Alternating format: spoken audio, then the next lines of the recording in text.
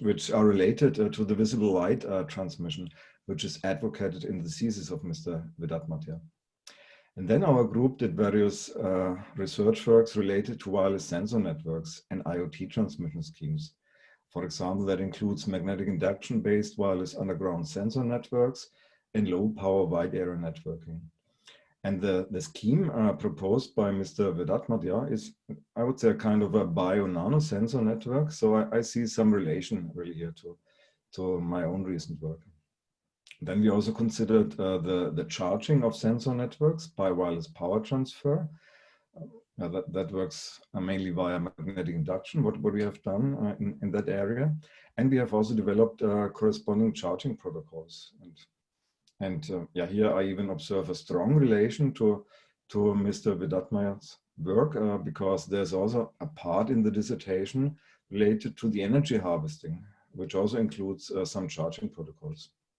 So yeah, overall, the dissertation of Mr. Wirdatmadja is quite a good example for really a cross-disciplinary, interdisciplinary research work.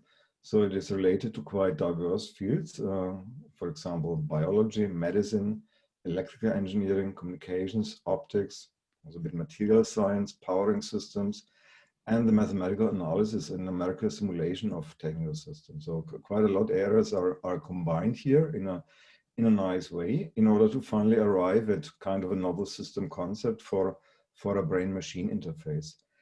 And that can be considered a significant advancement regarding the state of the art in BMIs. So if it's really feasible to practically develop such a BMI, that is anticipated to be very beneficial in the therapy of various neurological disorders, towards improving finally, in the end, the quality of daily life and well-being of patients. And so the dissertation really displays both an innovative creative system synthesis, as well as a profound analysis of the proposed system concept. The topic is definitely very timely. It's related to the field of nanosystems and nanocommunications, and it's an example in the end for a well-targeted application of such paradigms in order to finally solve a highly relevant real-world problem. And that is somehow different, that real-world problem, from the typical problems we encounter in communications. So that is a quite unique research field. Now let us proceed with a more detailed discussion on the dissertation. So I would like to start with some more general questions before going down into the details. And so the general questions also include some issues regarding medical things and so on. So first of all, so I would be interested why you have selected that particular topic, how you became involved, since you have a bachelor and a master's degree in electrical engineering and wireless communications, but that project definitely had a much wider span and scope.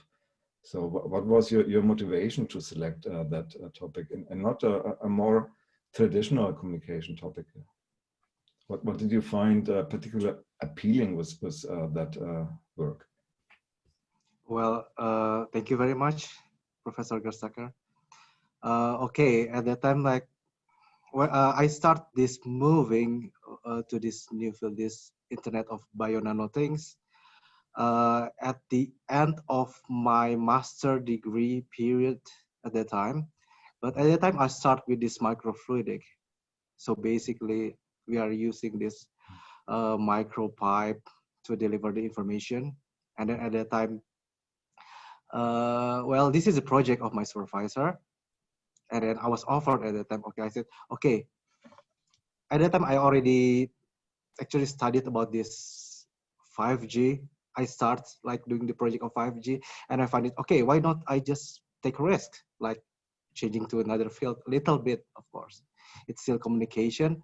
At that time, I moved to microfluidic, and then I continued to this PhD, also with the same supervisor, and he also offered to me, okay, I see this neural thing, this brain-machine interface thing is like quite sexy topic, and then well, at that time, like quite many reference like on this research.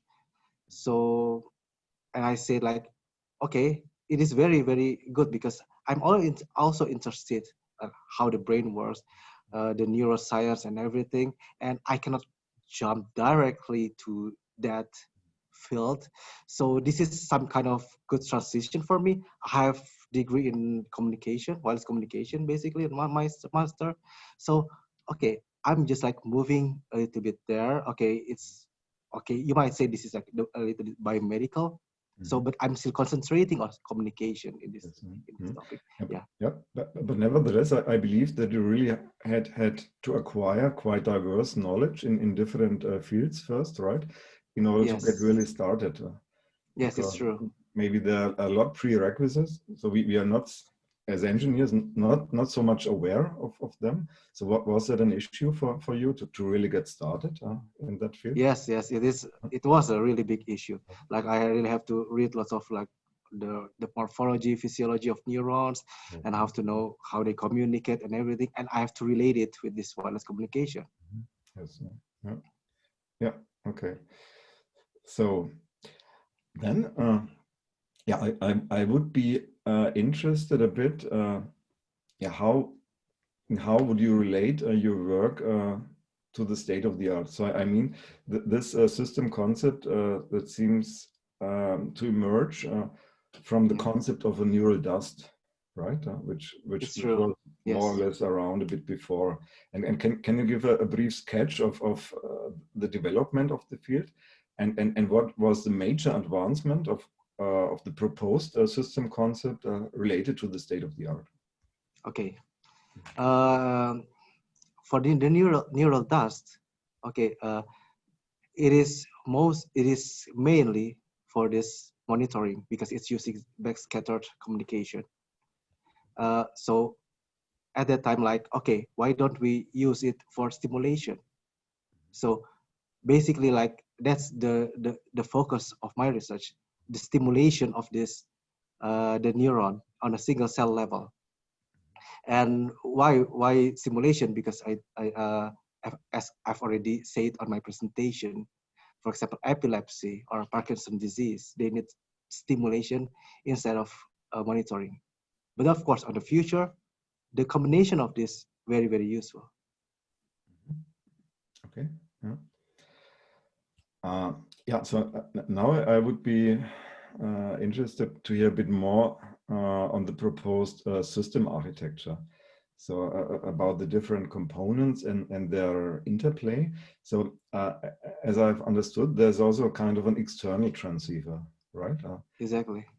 And that also has to be implanted. So because it's related below the skull, right? It's true, yes. Yeah, and then we have the subdura unit that is even underneath the dura mater, and then we have the neural dust. So how do you think about the implantation of these units? So will it be a very difficult task because I think it's quite invasive thing in the end to accomplish this? Okay, first of all, like in my research, I concentrate like the deepest unit first. Okay, that's the limitation of my research. And yeah, I agree with you. So when I was doing my research exchange in Buffalo, so I met with this expert of this neuroscience, and yeah, we discussed and we agree like, okay, you propose this device, but this device, of course, you cannot do. This is interdisciplinary research, and you cannot do this surgery. And it's, it will say for this the real implementation, the clinical trial will be quite long time in the future, for sure. Yeah. So definitely it cannot be a part of your work. That is very correct. But it. So I just mean, is it considered as feasible? Definitely a long way to go still, but feasible in principle. Yes, it's feasible in principle. Yes, yeah. And yeah, are there already some prior studies regarding the possible acceptance of patients? Because I think for a patient, such operation would be a big deal, right? And then Yes, he it's would true. have to live with such implanted units, possibly for a long time. So what do you think about the acceptance? Well, it takes like, okay, clinical trial and everything. And of course, like, first, because like in my proposed design, I'm using optogenetics. Mm-hmm. And mostly this optogenetics has been matured for the animal testing, not for the human. Mm-hmm. But several years ago, of course, the optogenetics has already been implemented, like in France, in US, they start, but uh, I I have no idea about the result yet. But yeah, they start with this for the retinal treatment. Mm-hmm. Okay. Yeah. So yeah, it takes a long time, and then yeah, the patient also maybe I in my opinion, like there should be certain severity of the patient that you have to implement this. Mm-hmm. Mm. Yes, maybe it also depends a bit on the pressure on the pain the patient experiences, right? And because Yes, it's true. maybe it could appear to him as a quite risky operation, but if there's also much to gain, and if there are a lot of prior studies really demonstrating it's safe enough, then yeah, there might be good acceptance. Yes, that's true. Okay. Then, yeah, so it seems to me that with your work, you're mainly targeting the therapy of neurological disorders, such as Alzheimer or Parkinson's disease. So can you just mention or give some brief explanation what's going to happen in the brain when such diseases occur? What are the principal effects taking place in the neurons? Okay. Well, actually, like what my research, like I don't really like on research about the mechanism of this disease. So why I put there is Alzheimer and Parkinson disease or epilepsy. It is just to show like the example where the current method, the current stimulation method can be replaced by less intrusive device. Like this is quite small small miniaturized device. So basically, I gave those examples just to show like, okay, this stimulation equipment now, it can be replaced by the Yeah. device I proposed. Okay. And the current stimulation equipment, that's all electrical based, right? As I Yes, it's understood. true. Yes, Yeah. it's true. Okay. Because mostly now, uh, because they are concentrating of the area or the population of the neurons. So in this, for the electrical stimulation at this time, it has no problem. But I read some research, uh, like the previous some research recently, they start using this electrical stimulation also in a single cell level. Okay. And how would that work? How can we go down to single cell level using electrical signals? So what are the techniques here? Well, I just scanned the paper like briefly. Basically, they just make this very small electrode made of graphene Okay. to Okay. target this single Yes. neuron. Which can be also made quite small when it's Yes, it's true. made of Yeah. graphene. I see. Yeah. Okay. Yeah. Yeah. So during such neurological disease, as I understood it, we can observe some outages, right, in the neurons. So the firing should take place, but actually it doesn't. So that's the main thing, right? Yes. Or maybe we can also observe an overpronounced firing. Maybe that's related to epilepsy, Yes, right? it's true. Yes. Yes. Okay, so therefore in principle we need both these excitatory and inhibitory mechanisms, right? For Yes, just that's true. depending on the disease. Yeah. But as I understood it, in your work, you mainly consider the inhibitory Sorry, the excitatory mechanism, Yes, right? But it's true. would there be a difference in principle when we want to adjust the system to inhibitory characteristics, or? Well, because the wavelength is different, yes, for sure. All the parameters are different. Like, for example, the absorption coefficient, the scattering coefficient, like the different path length factor, they are different. But in principle, it's the same. Okay, so it means you essentially would have to adjust the system parameters, and then it could work properly as well. Yes, yes. Okay. Yeah. Okay, and so it seems you're mainly considering the neocortex, right, for the stimulation. Yeah. So, because it's mainly happening here, what's going on in the neurological diseases, or what's the reason for this? Well, why I consider the neurocortex, because first, when I read the literature, like it's mainly like you can control like the rest of your organ, for example, for sight, for the motoric sensory, is happening in the neocortex. Of course, there's like some, I told you for epilepsy, it goes to this vagus nerve and it's different area. But yeah, why I'm considering only the neocortex, because yeah, it's the most like activity going on there. And also the structure of this neocortex, you have this column structure. And yes, and maybe it's not too invasive to do something there, right? Because it's true. just underneath the dura mater. Yes. But in principle, would it make sense to apply such a brain-machine interface also in deeper areas of the brain, such as the cerebellum or the brain stem? Would that make sense as well, or? Yes, it makes sense actually. Yeah.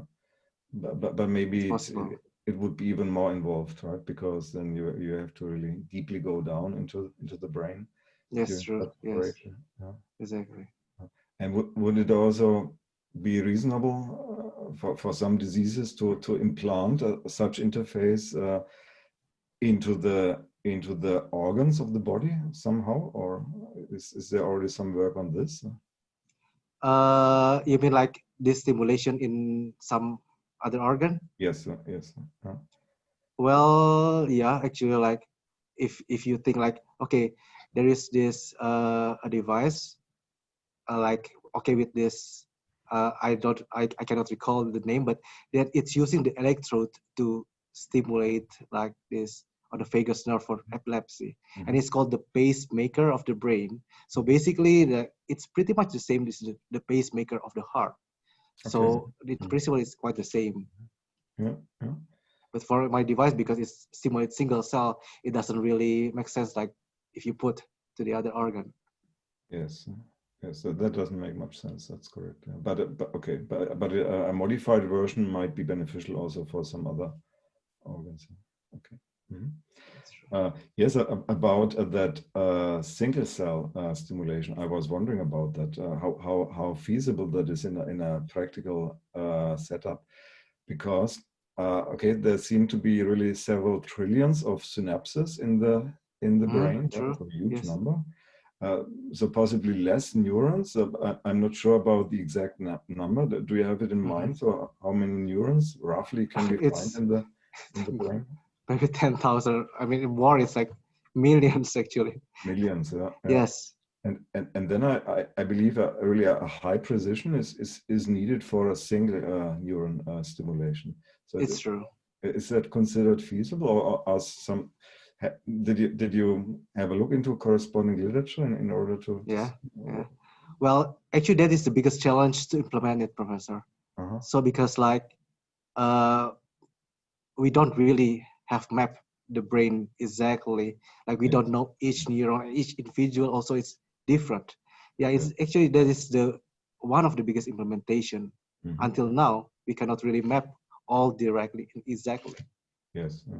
So that seems that also a quite detailed analysis would be possible before the would be necessary before the implantation, right? Because we exactly would have to find out which neurons are affected for some particular disease.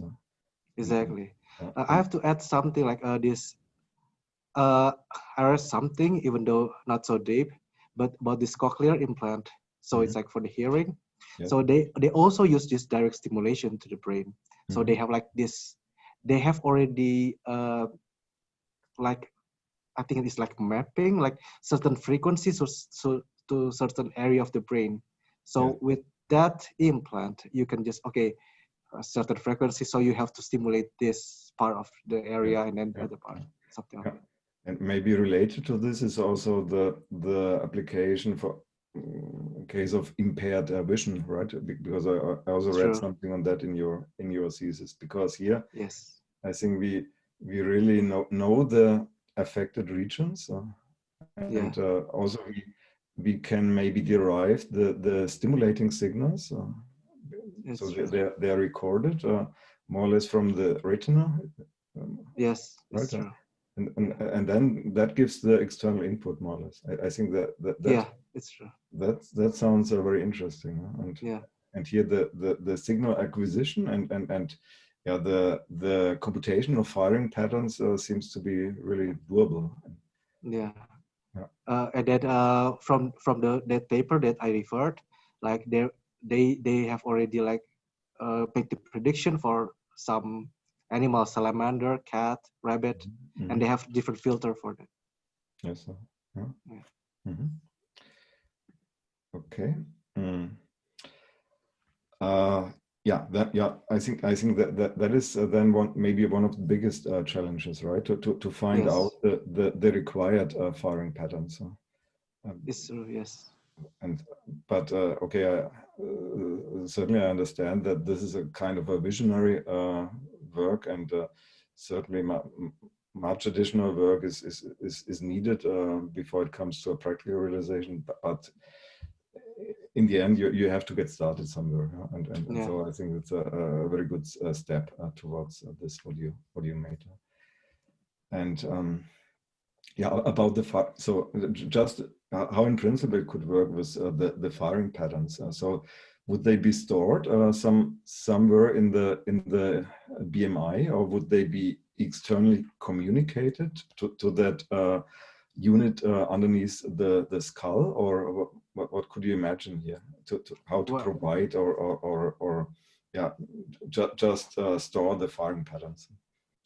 Okay, at this stage, okay, for this research, I'm thinking it should be provided like outside.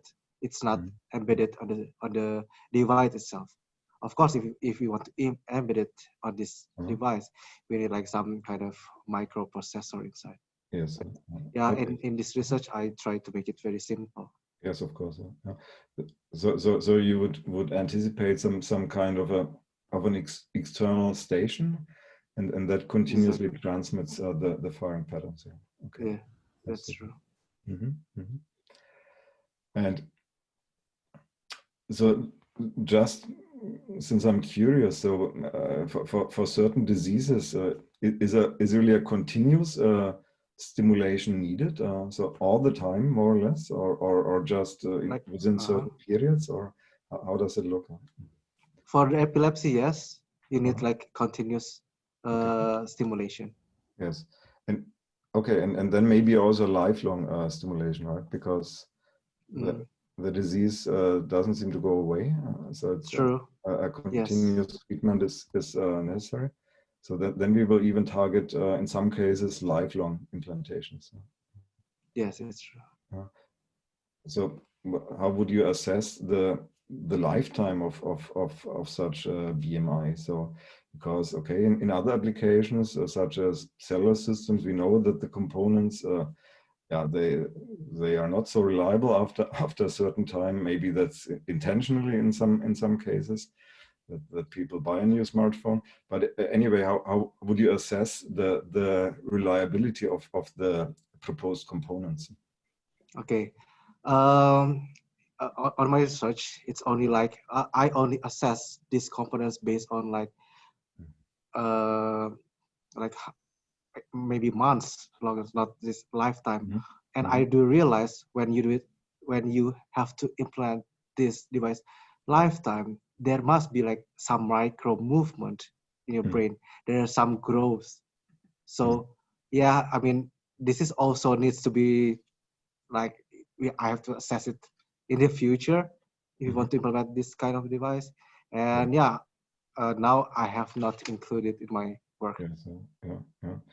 And yes, a related question. So about the proposed hardware concept. Okay, you did some literature research, right? And Yes. have investigated what kind of nano components are available. How do they fit to your requirements? And finally, you made a design proposal. And could that also be a future work to target kind of a prototype? Certainly not implanted into the brain, but maybe for some first experiments, some yeah, feasibility studies. Yeah, yeah, yeah. So Well, actually, yeah, actually, it's very good. But currently, I'm doing some other project, but which is still mhm, related to brain implant. But mhm, yeah, this kind of uh, like prototype, yeah, if there is this funding for that, and mhm, it's very mhm. possible. Like we can make some kind of like macro scale first, Yes, and like going to this exactly. Yeah, nano fabrication and yes, everything. Yes, it's very possible. yeah, yeah. First start with macro scale and then bring it down to nano size. Yeah, yeah, okay. Exactly, So, especially to like to show how this addressing work, and then mhm, like yeah, something like that. mhm, mhm. So are you planning to stay in the area? So do you further develop this work in the future, Yeah. or are you more involved in a different area now? No, currently I'm still on my this area, the brain implant. However, like I joined this another group for the Mhm, dopamine level monitoring. So mhm, basically, still brain implant, but just okay. It was okay. My this research is about stimulation, and then mhm, the next research is the monitoring. But I can really see like in the future it can be combined for sure. mhm, Especially for example, when you can measure the level of dopamine, for example, and then okay, you can stimulate if you needed some area to produce more, for example. mhm. Yeah, it's very possible like to this combination in the future. Okay. But in this the new my new project, I will make the prototype of that monitoring Okay. Yeah, implant. that's Yeah. mhm. And then this is all related somehow to the Internet of Bio-Nano things, right? Yes, it's true. So would it make sense to connect it to some network that device, or is that too futuristic? Well, Yeah. theoretically, yeah, it's possible, of course, but yeah, we have to also consider security. I Yes, think that's the biggest concern in here. exactly. That would have been my next question. So what about the security of such a system? So Well, can it be hacked uh, potentially, or can it be intercepted? well, in wireless, yes, of course, there's also possibility for that. Uh, So yeah, I think I think I browsed some papers, and yeah, now they are like concentrating on this, mhm. make some security protocols for that. Okay. Yeah. But Yeah. it's really how to say a little bit dangerous Yes. area there. Yeah. So maybe the kind of a bottleneck here is the transmission from an external station to the transceiver located underneath the skull, right? Because Exactly, exactly. here Well, we have a longer transmission range, and I think the transmission within the brain, that is very short range, and maybe that's more secure. But maybe this outside transmission should be true. protected somehow. Yes, yes. Well, the like the high like the maximum that we can do is like to make it this directive like okay antenna or Mhm. transmitter, Yes. and also very short range, so it shouldn't be too much Yes. problem with Yes. the long range. Yes. Yeah, I think so. Yeah, maybe the external station should have to be placed quite close to the patient somehow. Yes, it's true. If we have a very long range, then maybe the risk is increasing. Okay. Yeah. Okay. And so now let's go down a bit into the signaling concepts. Yeah, maybe we can have a look at the different, so to say, links within that scheme. So what kind of information transmission would you recommend for the first hop, more or less, from the external station to that transceiver directly below the skull? Well, basically, like now, I'm proposing this charging protocol, basically. So basically, like you just transmit the frequency, certain ultrasound frequency, and it will just excite the device. As simple as that. Yes, so I think that would be the link from the subdura transceiver to the nanoscale devices, right? So yes, it's true. that's the ultrasonic transmission. So I meant more the 2 hops before, more or less. So from okay, an external unit to that first receiver directly underneath the skull, and then the next hop, more or less, from that one to the subdura transceiver.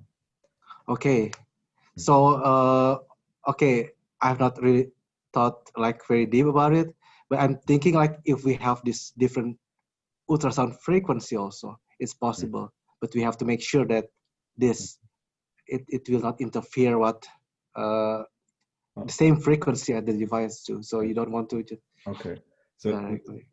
So it means, so in principle, all the links could be based on ultrasonic transmission. Yes. Yeah, it is basically because this ultrasound propagation loss is less in biological tissue. Yeah. That seems to be one major advantage, yes. So is the propagation loss frequency selective in that medium, or is it more constant over the bandwidth of transmission? It is based on the bandwidth, actually. Yes. Could that be a problem when we have a frequency selective medium here? Because then the pulses could be impaired somehow. Well, the one that as I remember, there's this one alpha, the absorption parameter for this frequency, ultrasound frequency. Well, it mainly depends on the frequency. Yeah. So it's not really the problem. Like if you compare with this tera band, like you have like this really deep, and then it's not like that. It's more stable. So maybe you are considering quite narrow band transmissions, right? Because maybe you don't have to transmit much information. So it's a charging signal, maybe in a triggering bit, more or less, right? Yes, bits only. Yes. Okay, and that could relax that issue. Okay, understand that. Then yes, you have already mentioned the terahertz communications. So yes, so there are also other concepts around for that signaling, the terahertz communications, the IR transmission, the RF signals. So how would you compare them to the selected ultrasonic transmission concept? Actually, I have not looked into it deeply, Professor. So I cannot really compare. But maybe you can tell me a bit about terahertz communications. When we use it here, what could be one issue if the link within the brain is terahertz based?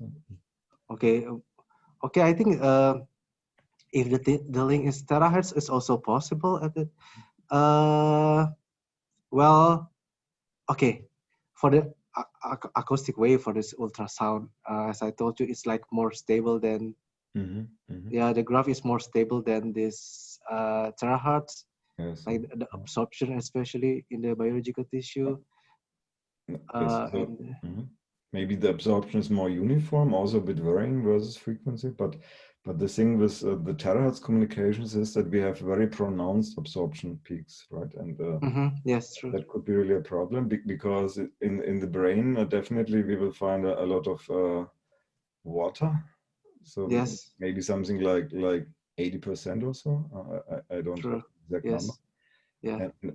And therefore, yeah, that could be a big issue. That because then we have a lot of absorption by water molecules, and that could really result in really high propagation losses. So maybe that's an argument for your signaling concept. Yeah.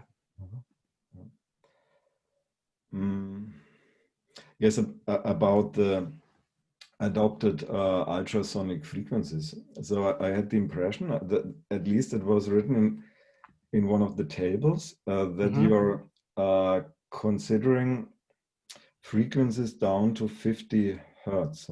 Is that correct? Yes, 50 hertz. Yes. I think that then we are no longer in the ultrasound regime, but that's already an audible frequency. Could that be a problem? Well, okay, like in this, okay, when I wrote that paper, like we just want to compare, like how about, and we really understand that it's not in this ultrasound region.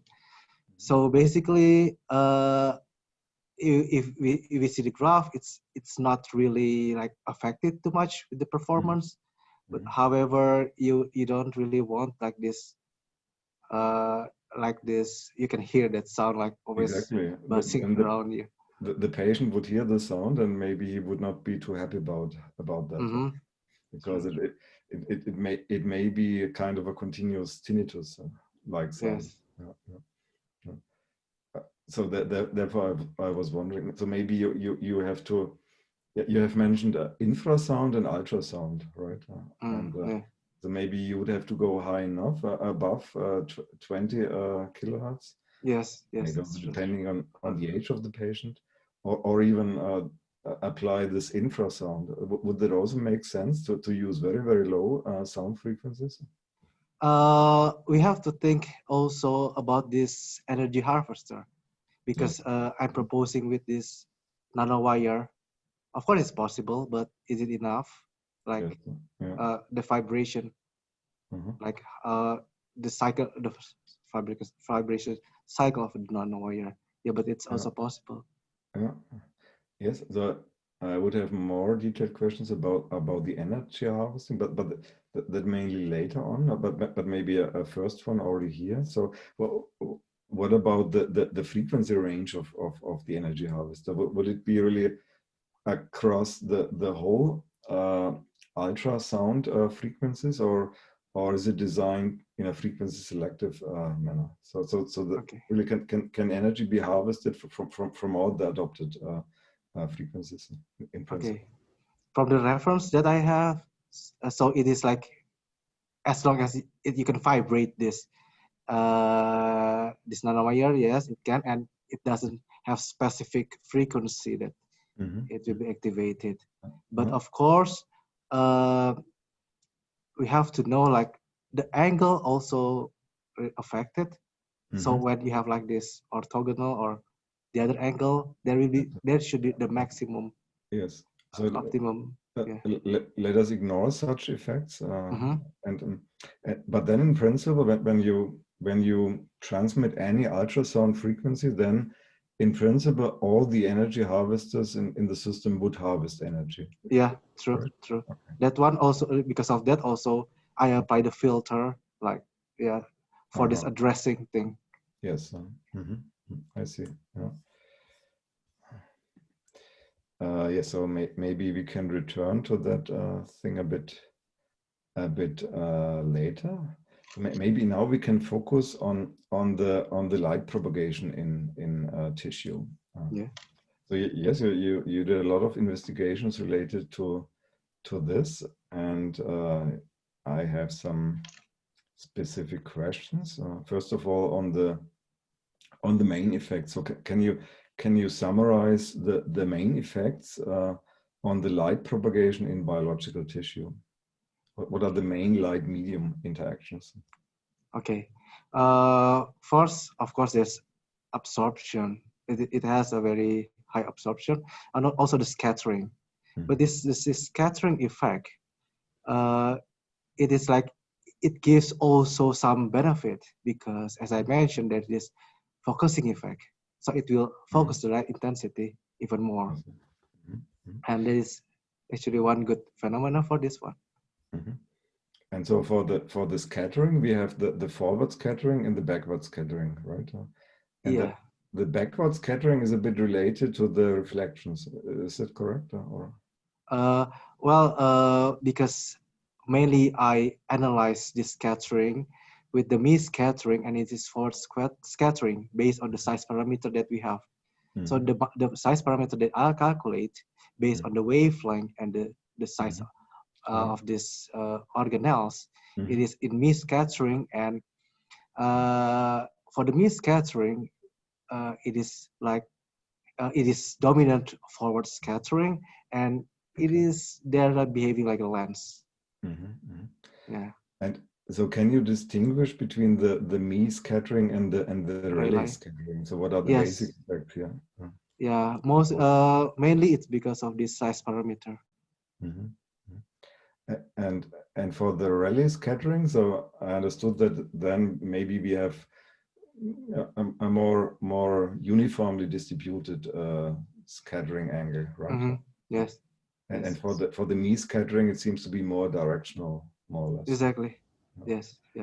I was only wondering about that Mie parameter or that size parameter, right, which governs the scattering, because the scattering also seems to be a bit related to the different refractive indices of the media. So because maybe it's caused by the transition of the light ray from one medium to the next medium. And here I was wondering about the definition of that parameter. I think it was referred to as Chi, and because only the refractive index of the first medium influenced that parameter, but not that one of the second one, and how that fits together with the fact that we have these different refractive indices in the medium. Okay. First of all, I think I have to hear it again, but I think I've already considered the first and the second. Okay. Medium. So maybe in the MATLAB simulation. Yeah. Okay. And like initially, like this size parameter is only like to determine, okay, which analysis should I make? Should I make Mie scattering and Rayleigh scattering? But when I simulate the Mie scattering, I'm considering these two different refractive indices. Okay. Yeah. And yes, then the refraction itself. So in your application, how significant will be the change of angle when the light propagates from the brain tissue into a neuron? So that's somehow related to the differences in refractive indices, and how big are they? So do we expect a significant deviation of the angle here? Well, honestly, no, because it's only like 0.03 maximum. But also it is a challenge because lots of the literature, they give different value when I'm searching this, so they don't have like centralized data for that. But yeah, mostly it's like only like 0.03. Like, okay, for example, like I'm not sure, I think the neuron is like 1.36 and the other one like 1.39. Okay. Yeah. I see. So that is then only a minor effect that refraction at this point. True. But anyway, it creates some scattering, which has to be accounted for. Yes. And then what about the reflection? Okay, that is really more related to the conventional wireless communications, right? That we have a reflection at some objects. So what can we say about the power of these reflected paths? Yeah, for the reflection, if we consider like the reflective index of this neuron, the biological tissue, it's very low, like 0.05%. So basically it is negligible. So I show no paper like how's the effect of reflection, and obviously like we can neglect that one. Okay. Yeah. We can neglect that one, but anyway, we have kind of a multipass propagation due to the True. scattering. Yeah. I see. Yeah. Then, yeah, the forward scattering and the backward scattering, so the subdivision of the signal power into both, that seems to be governed by that anisotropy factor called Yes, G it's in your true. work, right? Yes. And so that seems to be a quite high value, right? What we have in your setup. And so, yeah, then I was also wondering about the related reduced scattering parameter. Why reduced scattering parameter? Because the forward scattering is more dominant. Do we call the parameter therefore a reduced one here? Well, I'm not sure about the naming of the parameter, but if we relate it with this anisotropy factor, so basically, if you have like this, the point is when you have this scattering media, inside the media you have several different object organelles, for example, because there is some kind of this scattering thing. So the path change, and it calculates how much the percentage of the light moving forward. So it should be like the cosine thing. So yeah. Okay. And then when it's positive, it's like dominant, like forward. When it's negative, it's backward. Okay. Okay, that is then also an effect that not only we have the light propagates from the neural tissue along the neurons, but also within the soma, it crosses different areas, right? So the organelles. And these organelles also have, it seems to be a different refractive indices. Yeah. And is that a difference, a significant one, or also more a slight one? Well, okay, when I search the data, like it is, for example, there is mitochondria. We don't really know. I mean, in the data, I cannot really find like, okay, the exact refractive index of mitochondria. So in this research, like I consider this as a homogeneous medium. Yes. So okay, like the soma or the cytoplasm. I understand. So the soma is modeled as a homogeneous medium. Yes. Yes. Yeah, I see. Then yes, then you also investigate the effects of undesired neurons along the light propagation path. And I'm wondering whether that effect is a relevant one because you're targeting the single neuron stimulation, and that somehow assumes that we can bring the light source very, very close to the target neuron. Do we have then such blocking effects due to the undesired neurons, or what is it? Well, okay. When I decide to analyze that, we are thinking of there might be some like this micro movement. So yeah, something like this, like it might change the direction and. Okay, and so it changes over time then. So maybe initially we can properly locate the light source, but then we have some movement within the medium, and then things change. It's true. Yes, we consider like also maybe micro growth of the neuron, or probably like there is some. Okay, the foreign body reaction, it should be in the initial stage. So yeah, something like that. Yes, mostly about the micro movement. Yeah. And then, there's a very crucial quantity regarding that analysis, which is called the differential path length factor, DPF. Yes. And does that factor include all the relevant effects here, or only a subset, or because we Okay. have, yeah. So it is this DPF factor, differential path length factor, is basically for this to calculate the absorption in scattering media. So this is included mostly because when I calculate for the intensity, so how much intensity will we go through this media? Yeah.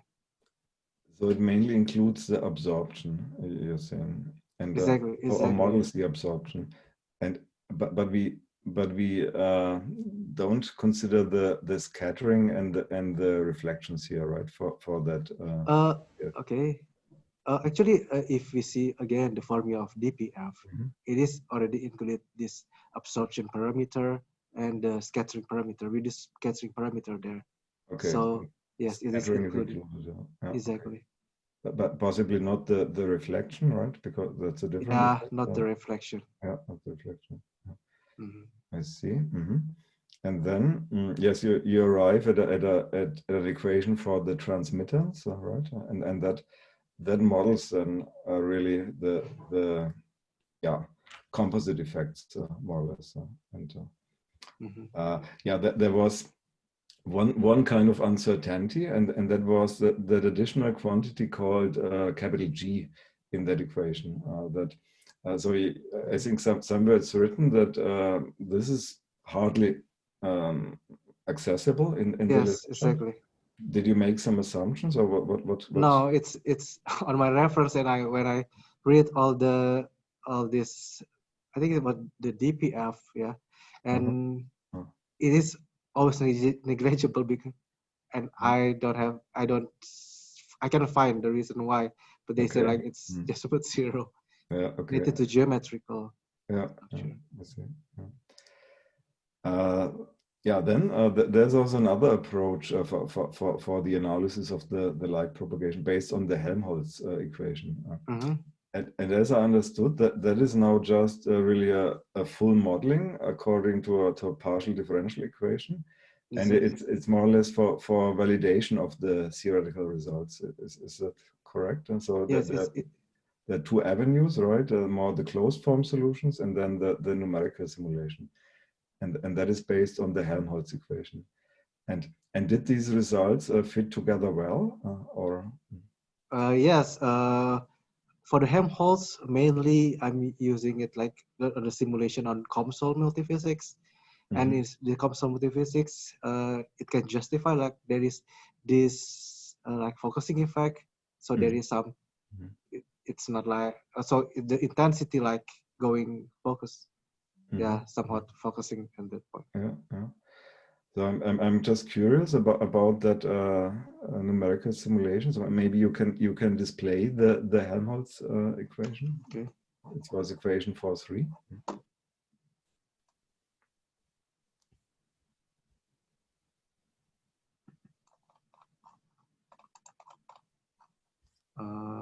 Which page?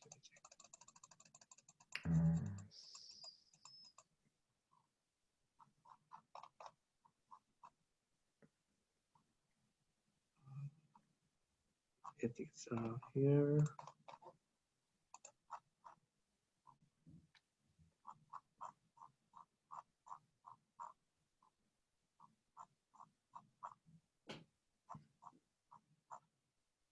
Such. So I mean the equation. So it was number 4.3. So because.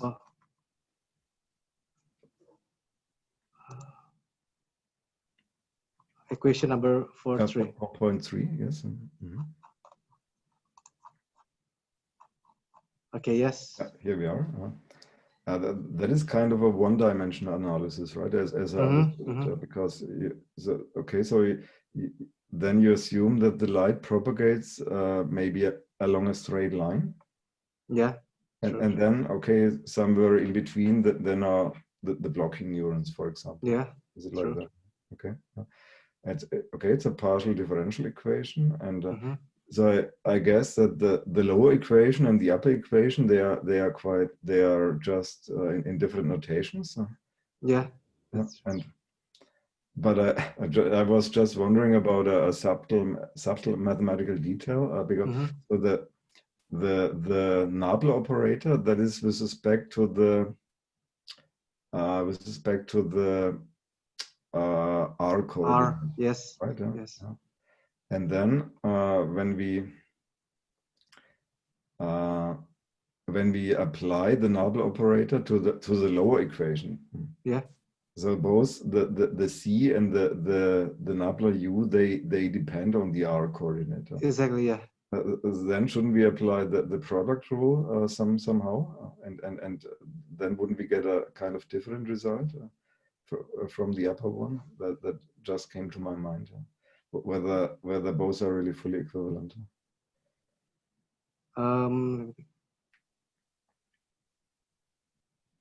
Is it? Sorry. Like, Okay, maybe. I think when you put the C, you substitute the C with the D. Yes, exactly. Yeah. And then it, we apply the Nabla to the C times delta U, right?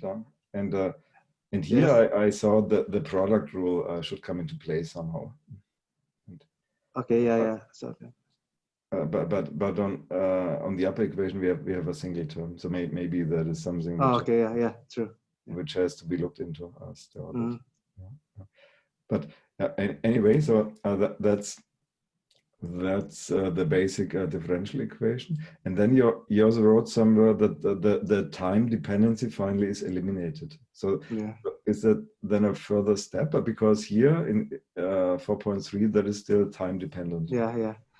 Basically, like I'm using this equation on computational multiphysics, and basically that simulation software will do everything for me.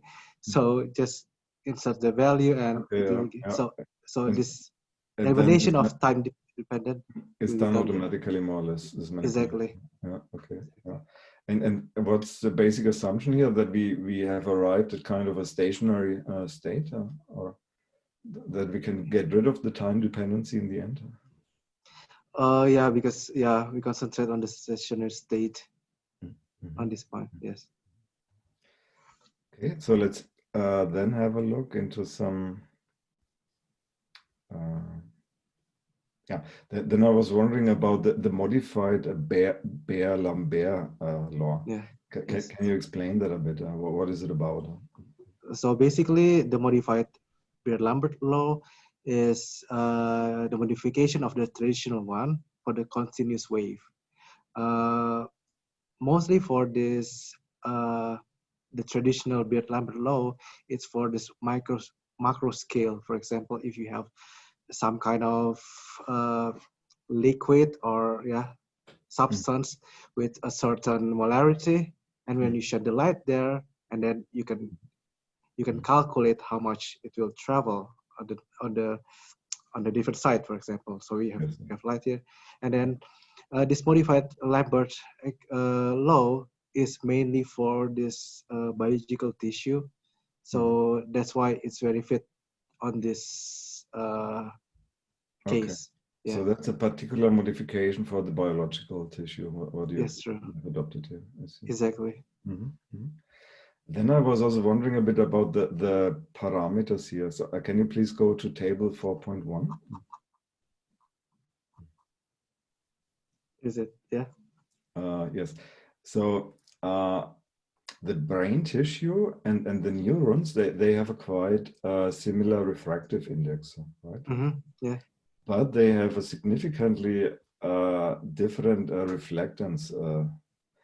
So it's sorry that I confused. They have a significantly different what was it? Scattering coefficient. Yeah, it's true. And also absorption coefficient. Yes. Sorry, absorption coefficient. And how can we explain that? That the absorption coefficient differs a lot here. Well, okay. I honestly, I'm taking this like on the reference, and so I don't really go deep into why this. So the coefficient for the neuron is higher, or for the brain tissue? The absorption for the brain tissue is higher. Okay, maybe because the brain tissue has somehow more water content, or it's hard to say. Yeah, it's very hard to say. Maybe we should, we would have to know the biological properties better in the composition. Okay, so no problem. Then, yes, maybe some other questions on the mathematical analysis. Can you please go to the page 56? 56, okay. Yes, so it's this one. Okay. So here you're considering a k-fold reflection at neurons, right? So that's now related more to the multipath propagation. And so, yes, that I understand. So we have just a product of corresponding reflection coefficients. Yeah. So maybe that is then the path loss on a linear scale, what you're describing, due to all these reflections? Well, actually, it's a very good observation, Professor. There is some mistake in this notation, mathematical notion. It should be like this power. And exactly. because I was wondering why do we have the k as a factor instead of the power? Exactly. Okay. But however, the result is because of, I told you this reflective index is very low. So well, it's negligible anyway. Okay, then it's I understand. Okay. And then next equation. Okay, that's the power delay profile. In general, how would you define a power delay profile? The power delay. Yes, what would be in communications in general the power delay profile of a channel? How would you define it? Just in words, I mean. So the power delay profile, like I mean, in this case, is like, so we can just characterize how like it is more like this multipath also. So when you send a signal, so when it will be received by the receiver, and how much is it, the power? So, is it really a power here, or is it more an impulse response? Impulse response, Impulse response, because for example, in wireless communications, so the power delay profile has a somehow different meaning. It's just the distribution of the arriving power at the receiver when displayed versus the propagation delay, and then we have a different. So maybe here a different language is adopted, and it's more a power distribution versus delay, and maybe that what you have here is more kind of really an impulse response of the medium, right? Yeah, that's true. Then I was also wondering about equation 4.6 because so what is the assumption here? So you have just a number of reflecting neurons, right? And then you only consider single reflections, right, between these neurons, so between transmitter, these neurons, and the receiver. Is it like that? Yes, it's true. Yeah. So here the multiple reflections are already ignored. Yes, it's true, because it's too small. Because they have very low power. That I understood. Okay. Yes, so then there's really a very interesting effect that the blocking neurons can be even beneficial. That is that focusing effect. Yes, it's true. Can you show, please, figure 4.3?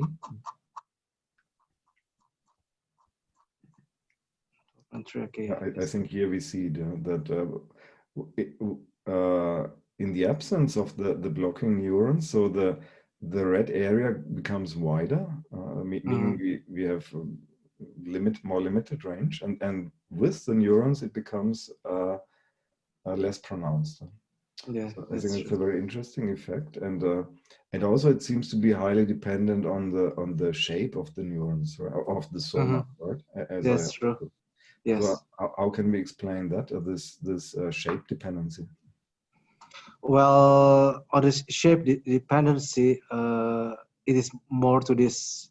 If you look into this misscattering, so basically it is like if we apply it on this spherical shape, it will act like this. The lens also with this fusiform shape. So from that, like we assume like it is acting like the lens. So Okay. yeah, pretty much like Like a that. lens, huh? Yeah. Okay. Yeah. And so was it a two-dimensional analysis, right? What do you This mean? is two-dimensional analysis, yes. And can we also think about a truly three-dimensional analysis, or is that too complex? Yeah, well, it's a very complex analysis, but for sure it's possible. Yeah. Okay. Then.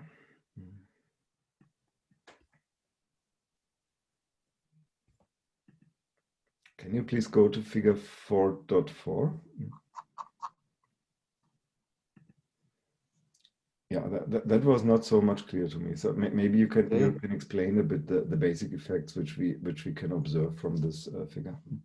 So in this figure, like this is what happened. Like, okay, this pyramidal, fusiform, and spherical. It is a category of the shape of the soma itself, and we can.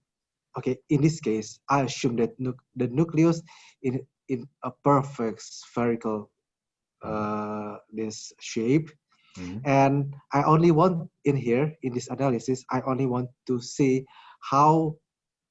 Okay, I consider this nucleus like this, like the dark matter. It will absorb all the light passing through this nucleus, and in this case, I want to analyze the other light, like this is blue one. So and how the angle and the refraction in this case. Okay. Yeah. Then can we please proceed to the figure 5.3?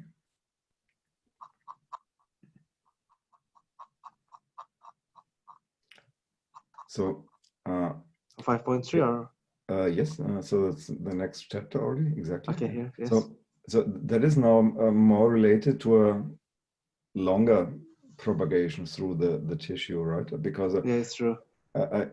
So that you consider both, or more a short range propagation, and then also when we are thinking about the connection of the null dust devices, we have to have a look at longer distances, and it's more about that here, right? That we are doing a more comprehensive analysis for yes, it's true. And now so in that figure, okay, the transfer function of that kind of multipath propagation channel is depicted, but as I understood, the blue curve that is more the transmit pulse shape, right? And the yellow or orange one is more the receive pulse shape. Yeah. And do we also explicitly see the transfer function here, or? Well, I would see like this. If you see like this figure C. Well, B is like for this frequency domain, and C is like for this time domain. But is it so? Don't we see mainly the frequency characteristics of the transmitted pulse and of the received pulse? Yes. But you didn't draw the ratio of both, right? Which would be, or I just missed it somehow. You mean like, for example, in figure B, like it's just like you're correct. It's like the frequency and this for this transmitter and the receiver. Yes. Yeah. Like so maybe the ratio of both would be also quite interesting, because that would be then the real transfer function. Oh, yeah, that's true. But anyway, you have shown the impulse response, and that's also a sufficient characterization. And then we can see some differences between the three cases for the soma shape. And when I got it right, or can read it correctly, for the pyramidal shape, we have somehow more channel taps, right? Yes, correct. Yeah, and can we intuitively explain that the channel becomes a bit more dispersive in that case? Well, if you see on this figure, like, okay.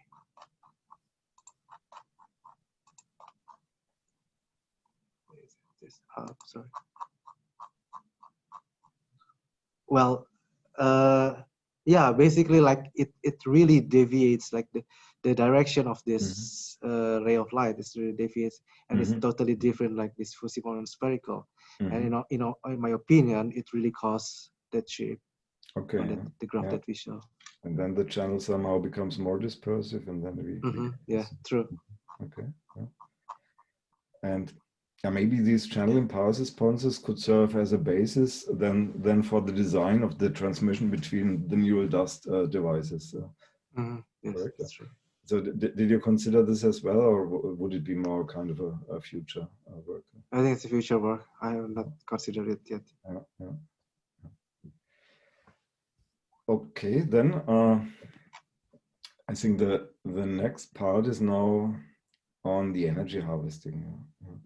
So yes, I really liked this part as well, because definitely here it makes much sense to apply energy harvesting. So in the literature, really in many cases, you can also find kind of artificial system models which are not so well justified, and maybe won't make so much sense from a practical point of view. But I think in your system model, there's a really a perfect use case for energy harvesting, because it makes much sense to get rid of the batteries, and maybe the required powers are not that high. Yes, that's true. And we can provide them via energy harvesting. And it's even kind of a wireless power transfer, I would say, right? Yes. The power is provided wirelessly by ultrasound. Yeah, so in general, there are different approaches for energy harvesting, wireless power transfer. For example, there are also schemes which are based on magnetic induction.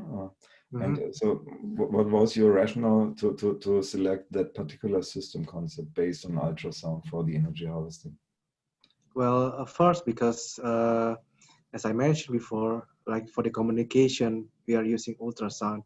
And why don't we just use the same, like, okay, you have this ultrasound for signaling, and at the same time, you can also use for energy harvesting. So this is mainly like the consideration that I take why I'm using this ultrasound, this piezoelectric material energy harvesting is because of that.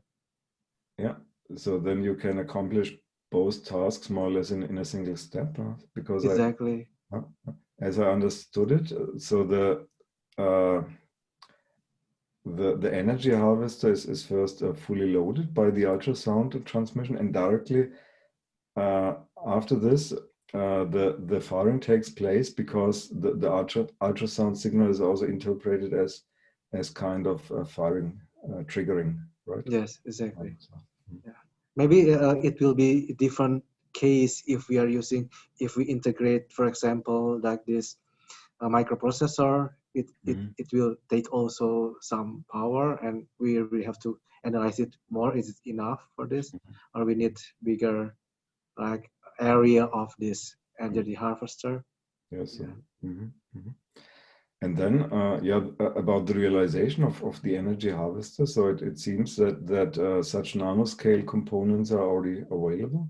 So are these really commercial off-the-shelf components, or it's yes. Okay. That is commercial, and it is in form of like crystal, and also this nanowire. And the capacitor, why is it called a micro supercapacitor? Because the capacitance is very high given the small area or the small size. Yeah. So well, I'm not sure it's commercially available yet for that one. Yeah. But at least it's experimentally that has been already proven, and some some prototypes are available, or some first realizations. Okay. And then I was not so sure what are interdigital electrodes here in that context. So can you explain that, interdigital electrodes? Well, it's basically to make this capacitor structure. I didn't really go deep into it. That's why I just Okay. because I refer to one paper and then okay, Mhm. the requirement it fits what I need, so I just use it. And what I know, what is this interdigital capacity? So it makes this capacitor structure, so you can Yes. save energy. Mhm. Yeah. Then, okay, you also did some mathematical analysis of the charging and the decharging. And for Yes. that, can you please go to the equation 3.1?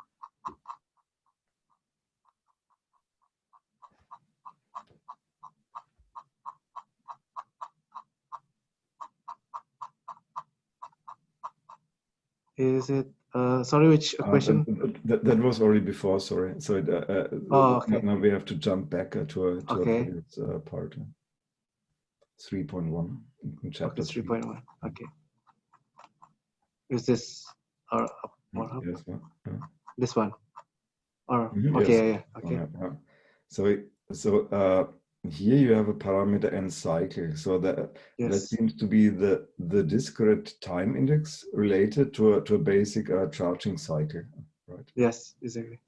And what is a basic charging cycle here? So is it more or less yeah, one period of the impinging wave, or This is one. We are one period of the vibrating nanowire. okay, yeah, I see. And Yeah. and how long are such periods typically? Uh, well, this one I consider the same like this frequency of the ultrasound. Mhm. So I mean, yeah, the period should be Okay, the same. it's directly given by the period more or less Yes, exactly, of the ultrasound waves or by the wavelengths. exactly. Mhm. Yeah, this one is investigated by one of our uh, co-author in Buffalo. Mhm. Yes. Yes, then at this point maybe I can already ask you about practical experiments, because it seems you have been at University of Buffalo Yeah. in order to take part in such experiments. So what kind of experiments did you conduct? Well, basically, at an university at Buffalo, we really want to justify this focusing effect. Mhm. So at that time, we use this fibroglass. I think no, it's like neuron cell. I think, as I remember, I really forget the type of the cell, but we shine this. We make the arrangement where we shine this cell, and we see with the confocal microscope, we can see in which plane the focusing will be. So at that point, so we just lower the focus plane like Mhm. beyond the cell, and then we calculate how much Mhm. how long is this focusing plane, yeah, from I see. this Yeah. cell. Mhm. And then, okay, when the energy harvester is fully loaded, really directly afterwards, the LED is powered, right? Yeah, true. And now you considered such a micro LED. So is it also possible to use instead kind of a micro laser? Would that make sense, or is it available Well, even? uh-huh. Yeah, actually, we were considering it, but we have to know that this with the laser, okay, the price is higher, and Mhm. then also it needs more power. Yes. So at this point, it's Yeah, really a good choice to use the LED instead of the laser, I micro see. laser. Yeah. And the size can be made sufficiently small, such that we really have single neuron stimulation. So, Yes, it is comparable to the size of the neuron, the soma. okay. Yeah. Okay, maybe now the last larger topic is, before we conclude, is maybe also some outlook finally, but first of all, on the charging protocols. Mm-hmm. So yeah, I would be quite curious in this, because I worked by myself on charging protocols, however in a much different context. Yeah. And so you have proposed several of them. And let's have a look first of all at the charge and fire protocol. Yeah. So for the charge and fire protocol, so what is basically the number of frequencies? How many frequencies are used? Well, in here, I think for this example, I introduced three. Mm-hmm. Is it? I mean, do we have as many frequencies as devices here, or? Yes. It is like that. Yes, the design is like that. You design it like that. Okay, Mm-hmm. so it means every device has really a unique frequency here. Exactly. Yeah. And but nevertheless, for any of these frequencies, all the devices would be loaded. So that's more related to the triggering, right? Of that unique frequency. Yeah, that's true. You're correct. And for the triggering, you need that Vox. Voice operated switch. Operated switch. And here the unique frequencies then come into play. Right? Mm-hmm. Yes, that's true. And now what I didn't get here is the misfiring in figure 6.4. So okay, in terms of misfiring, can it be both a missed firing or a firing too much? In this case, I consider only the misfiring when not firing too much. Like you should, okay, the neuron needs to be fired, but you don't send any. Okay, you don't send it. You Yes. consider this effect mainly. Yeah, Yes, okay. exactly. Maybe this makes sense because we are really interested in kind of sufficient stimulation, and when we miss firings, could be not a good thing. Yeah. And why does the misfiring take place? Is it because the subdural device can only transmit a single frequency in each time step? Yes, it's mainly because of that. Yeah. But can't we think about multiple frequencies here as well? Such then I mean that we are transmitting in time step T5, I think. Yeah. Yes. The orange as well as the green frequency. Yeah, actually, like, yeah, it's possible. Yeah, actually, it's possible, but I just make the limitation here. But yeah, it's possible. Yeah, but okay, I understand that is the most basic protocol and the most simple one, and maybe it's also an issue then in the realization to transmit the multiple frequencies. Yeah. And then because this one at this point, like I'm designing only the I mean the device really inside the brain, not the subdural transmitter. So we choose like this. Okay, the subdural transmitter should be as simple as possible. Yes. And then we always run into trouble when at a certain time step, multiple neurons should fire, right? This is the issue here. Yes, true. Yes. Yeah. And that can be relaxed somehow by the further developed protocol, the predictive sliding window protocol. Yeah. Can you please summarize the main approach here? Okay, so basically in here, okay, in this example, I have 3 frequency and also the same 3 device. But okay, what is the difference between the charge and fire and this one? So for the second protocol, so when we send only the frequency number 1, okay, it will trigger the device 2, so it will fire T1 and then followed by N3, device number 3, followed by device number 1. So basically it should be more efficient because with one frequency you can trigger 3 different devices. This I see. And for this you need the time delay relays, right? Exactly. Yes. Yeah. And then here, okay, and then basically each frequency is related to a particular firing pattern. Yes, exactly. Okay. And then an issue could be certainly that you have to initiate some firing pattern, But it's just not available here because the number of Exactly. patterns. Okay, and that's the Mhm. issue here, right? Of this protocol. Yes. And then you went one step further, and that was the scheme enhanced by the Markov chain method. Yeah. And so here it seems that you are really determining the relevant firing patterns, right? That's true. Yes. With that Markov chain, and then you are storing the relevant firing patterns, or you're assigning frequencies to only the relevant ones, basically, or Yes, it depends on the frequency actually. Mhm. So we rank this based on the this Markov chain model. Uh, yeah, so it depends on the frequency. Do we have 24 frequency, for example, or we only have 4? So we just assign to the most probable one. Mhm. Yeah, not all. Yes, not all. Yeah. Yeah, yeah. And so, okay, still we may have some issues if some other ones arise, which shouldn't be according to the Markov chain analysis, but maybe these are less likely events. Yeah.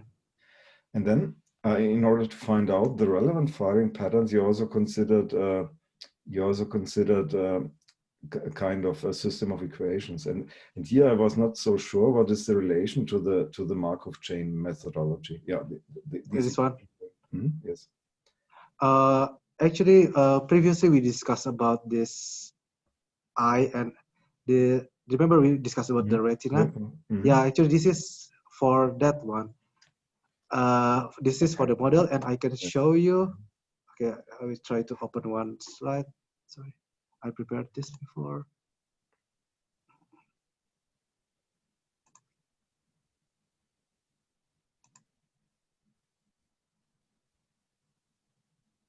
Because I think this is like more clear.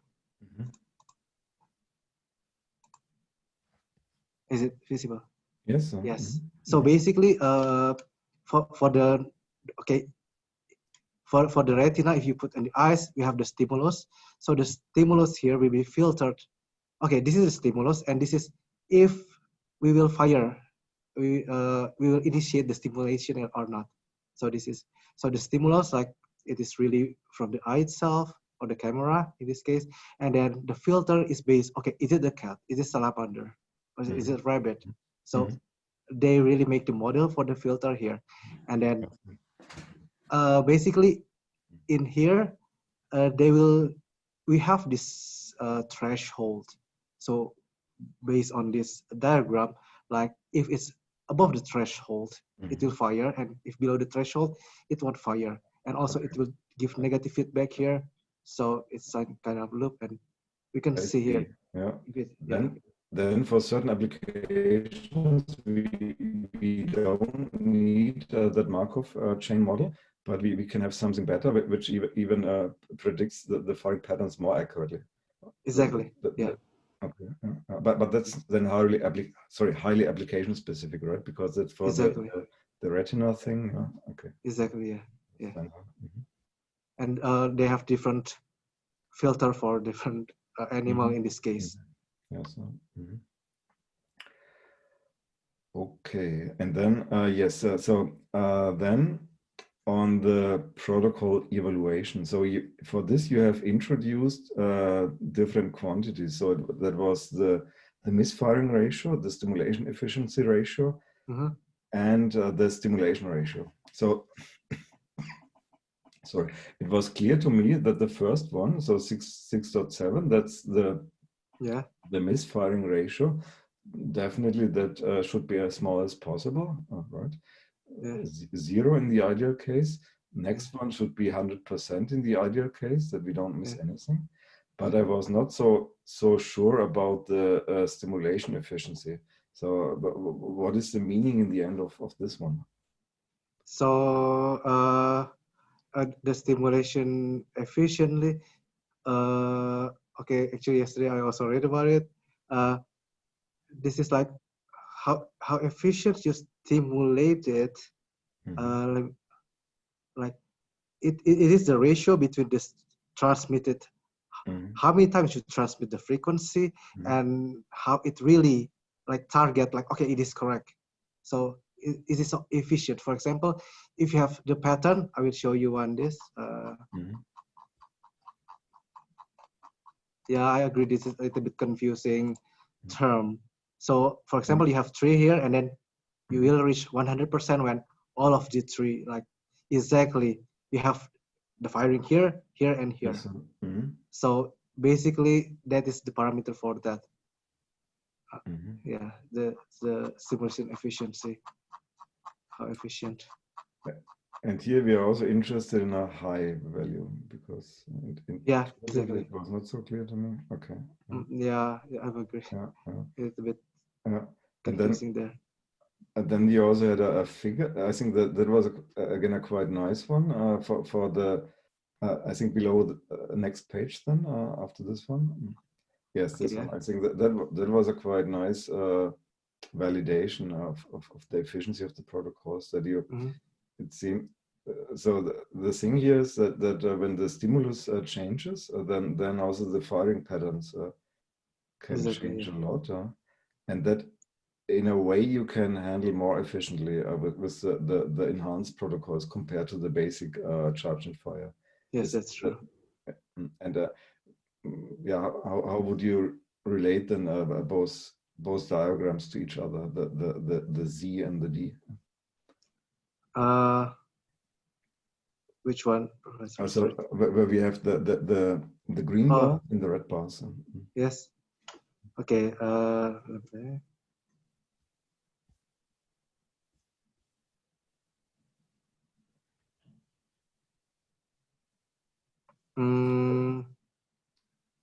So I cannot see it so well. Okay, so for this, okay, should I? So, yeah, okay, you know it's better. So I think you it seems that you. So for the C, it is this. I think it is for this predictive sliding detection window, and the D is for charge and fire protocol. Yeah. So okay, yeah, okay. Now I remember. So basically, when we use this this predictive sliding detection window, we have more is it more? No, it's still less. Okay, okay. If you see, okay, this is time 0 to 1,000 millisecond, and then also the second part, it has like the higher frequency of action potential. This part. And then this is like for the predictive study window, for charge protocol, and you can see like when even it is for the lower frequency action potential, the number of the misfiring of this protocol is still lower than this protocol. Yes. And it also it applies for the higher frequency action potential. And it seems you also need less charging transmissions. Is that the case? Oh yeah, exactly. Yeah. Oh, yeah, exactly. Yeah. Okay, so more or less 2 advantages, right? So it's more efficient and it's even more precise. Exactly. Yeah. Okay, so I think we're already approaching the end now. Maybe we can come to some concluding questions and some outlook. I guess a number of them I've already posed. What I had in mind.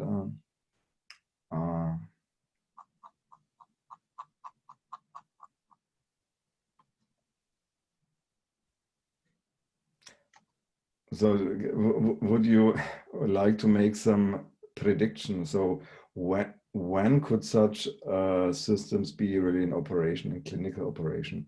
How many years from now? Certainly that is not so easy, but just a rough number. But what would you have in mind? Still 10 years to go? Still more, or very hard to say? Yeah. For the application of optogenetics, I'm sure it's like for the human, the application on human, it is quite near, especially to treat this pigmentosa and retina. Like, so it's because they are in this clinical trial already in this phase already. So we can see it's like Mhm. very promising, and when it goes there, I think it will open new opportunity with more and more this application of this device Yeah, application. Maybe, maybe because this one is a quite well-defined problem, and the signals are well accessible and so on. So maybe it's more involved than for curing Alzheimer and so on, right? Yeah, but for this, for my specific research, because we target this single cell, as I told you before, the biggest challenge will be the brain mapping, Exactly. because you have to know specifically which one. Yeah. So okay. yeah. And that's certainly a different research area, and so also much progress would be needed here. But yeah, hopefully can be made within the next decade. Yeah, that's true. Yes.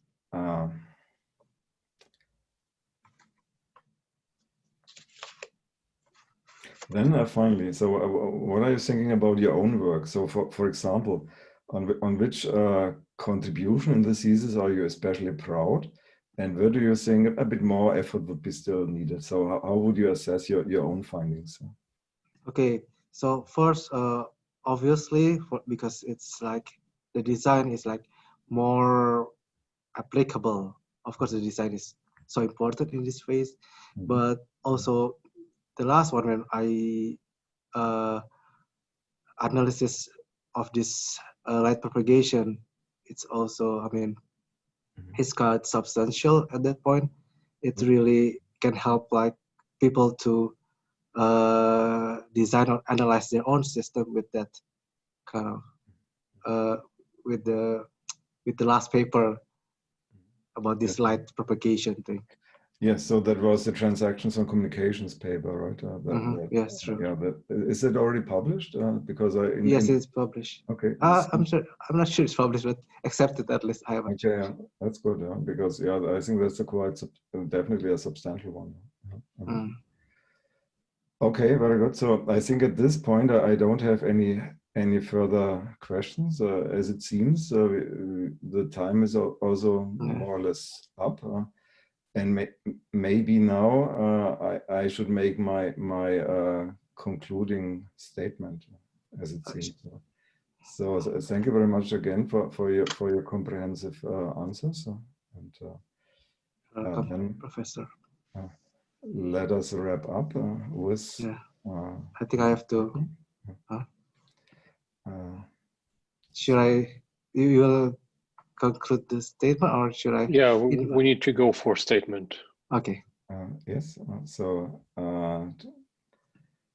just give me a second. So yes. So here comes my final statement.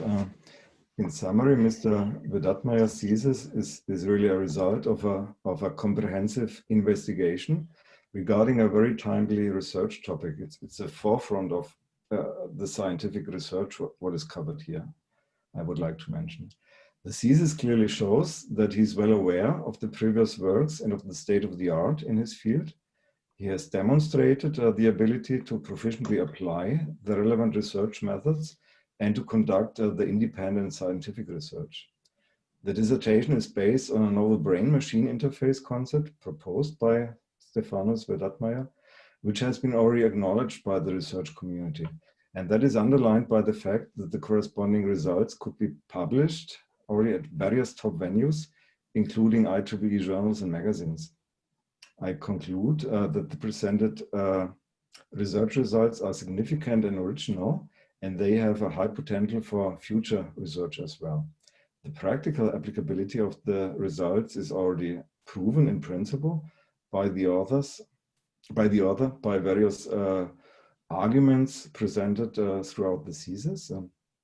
And the dissertation constitutes, without any doubt, research regarding a well-defined and coherent problem area. It fulfills the requirements for a doctoral dissertation, and Mr. Wirdatmadja could well defend his findings and provide comprehensive explanations during the oral examination. And from my point of view, the dissertation presented deserves to be accepted clearly. Thank you very much. Thank you, Professor. Thank you. So now, Steve, you need to ask for the questions.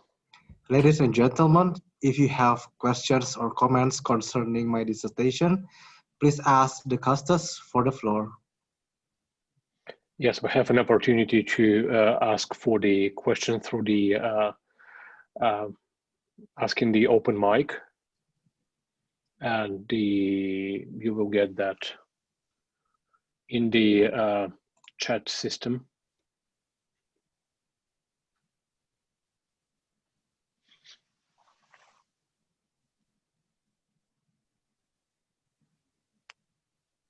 So far, I don't see anybody raising the hand for the open mic.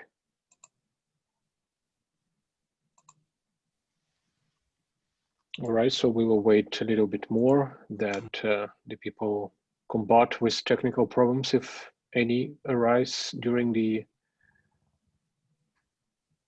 open mic request. Well, I don't see anybody want to question Steve. And then if others, then opponent intend to submit a formal remark or notification concerning the dissertation, this intent must be announced at the public defense right away. Otherwise, the right is revoked.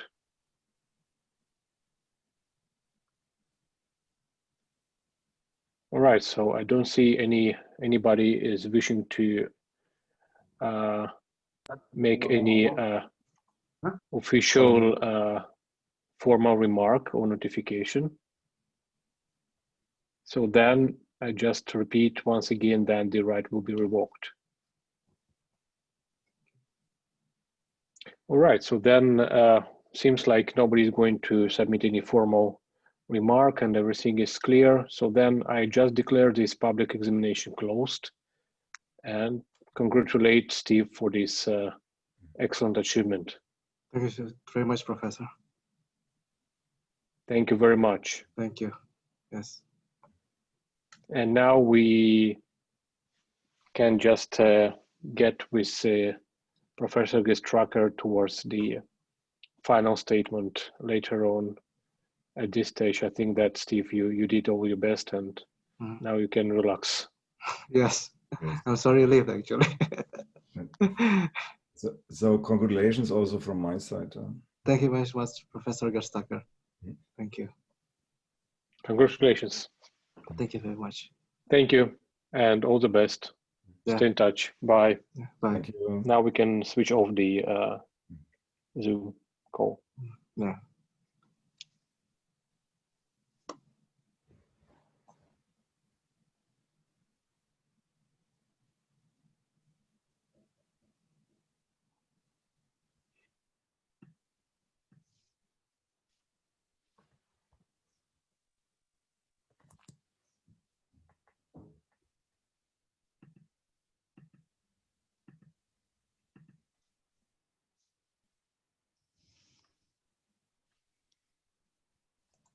At this point, anybody can say anything.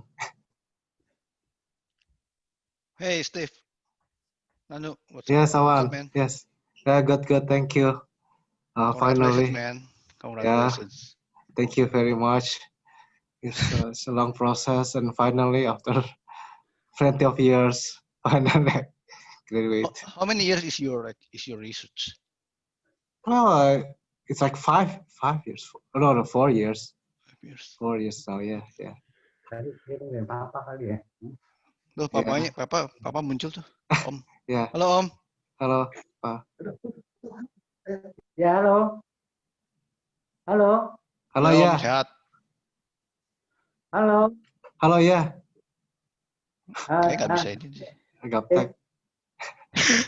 Nggak, kayaknya suaranya Halo, nggak Pak. keluar ya. Kedengeran nggak? Kedengeran. Oh iya. Ya udah Udah. lulus akhirnya. Finally. Ya. Jansen siapa tuh? Cek. Jansen Dema Putra. Iya, ya Dharma Putra. Iya Om. Oh, di set. Wih, ini kok jadi reuni ya? Yeah. Yeah, Sudah I kita just bajak lah. want to say, Kan orang Ya, Om. terkenal, kita harus hadir. Thank you congratulations for on Ntar, Om coming. lagi ngomong tuh, Om lagi ngomong. your Kenapa? You have, hello, you have been Ya, Om. far from your own family and friends in Indonesia, yeah, Yes. to pursue your dreams. Yes. Exactly. I'm so grateful to God, and also I'm so proud of you. Thank you very much. And I'm sure Mama also would be proud